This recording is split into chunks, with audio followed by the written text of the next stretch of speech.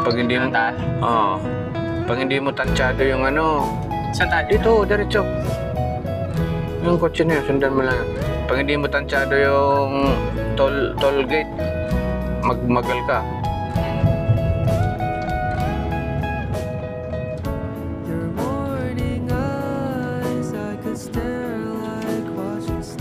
Sige, sundan mo lang yan. Hintay mo lang na ma-read yung ano. Try ka muna dyan. Okay.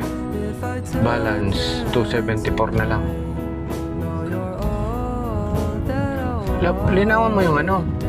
Hmm?